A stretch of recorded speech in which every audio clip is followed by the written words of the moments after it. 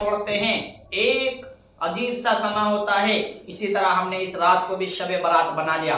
हालांकि इस रात का मतलब शब बारात नहीं है, बल्कि इस रात का मतलब है शब बारात, यानी निजात और छुटकारे की रात है।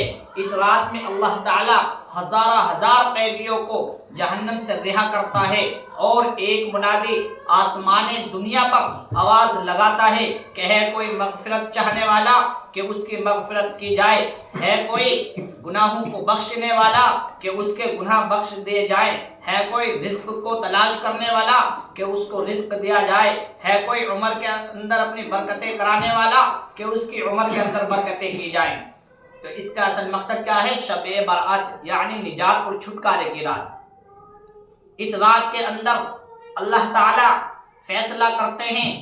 क्या फैसला करते हैं? कि इस साल के अंदर कितने बच्चे बच्चियां पैदा होंगी, इस साल के अंदर किसको कितना रिज्क दिया जाएगा, इस साल के अंदर कितने लोग इस दार फानी से रुखसत हो जाएंगे।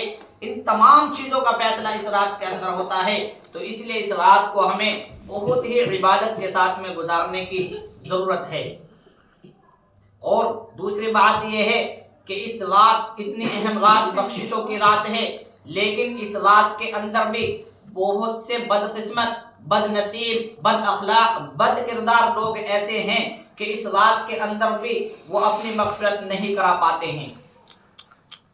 तो उनमें से चंद के नाम मैं आप हजरात के सामने जिक्र करना चाहता हूँ। तमाम हदीसों को इकट्ठा किया गया और उन हदीसों से मुत्तफ़िक़ा जो नाम सामने आते हैं वो 8 नाम ऐसे हैं कि जिनकी इस रात में भी मग़फ़िरत नहीं होती। हालांकि इस रात के अंदर अल्लाह ताला तमाम गुनाहों को बख्श देते हैं, सिवाय सिर्फ इन 8 शख्स के जिन्होंने ये ऐसे गुनाह किए होंगे।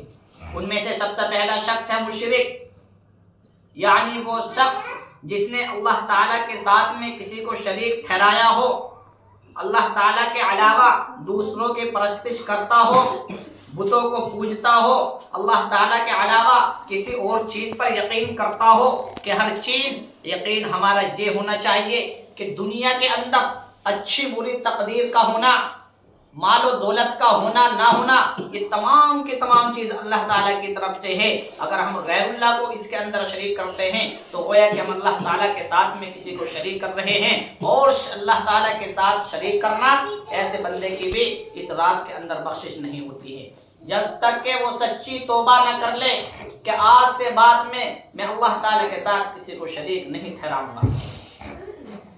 दूसरा शख्स बुग़्ज़ और किना रखने वाला।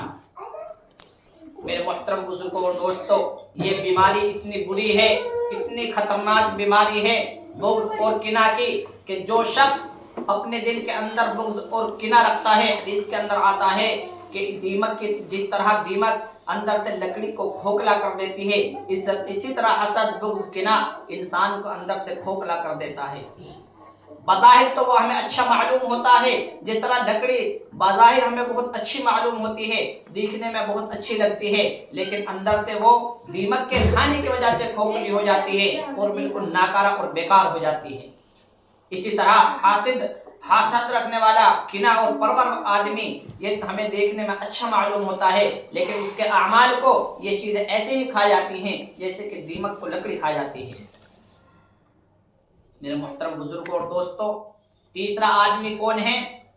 तीसरा आदमी शराब का आदी, वो शख्स जो शराब पीता है, यानी कि दुनिया के अंदर जो शराब है, इस शराब को जो शख्स शराब का आदी है, अगर वो शराब छोड़ता नहीं है, वो इस रात में भी इतनी मुतबर्रक रात, बख्शिश की रात, अल्लाह ताला अपने बंदों के गुनाहों को माफ़ करते हैं, लेकिन उस शख्स के इस रात में मग़फ़िरत नहीं होती है।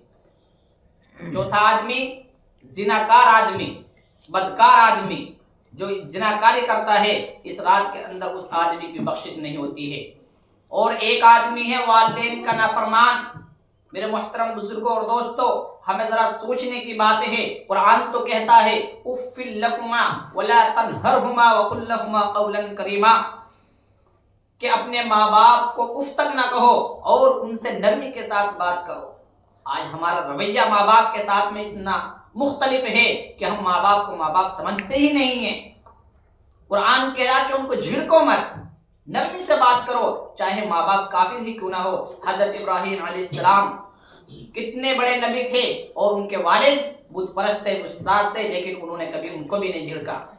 जब उन्होंने कहा कि तू हमारे खुदाओं की बदनामी करता है, हमारे खुदाओं को बुरा भला कहता है, तो उन्होंने कहा कि अबू जान, उनके वालिद साहब ने कहा कि मैं तुम्हें घर से निकाल दूंगा, तुम इस बात से बाज ना होगे। तो हज़रत इब्राहीम अलैहिस्सलाम ने क्या कहा? ये नहीं कहा, उनसे झगड़ना शुरू नहीं किया, बल्कि कहा अबू जान मैं तो खुद ही चला जाऊंगा। तो इसलिए माँ बाप चाहे मुशिरक ही क्यों ना हो, लेकिन उनकी भी इज्जत को क्रॉस नहीं करना है।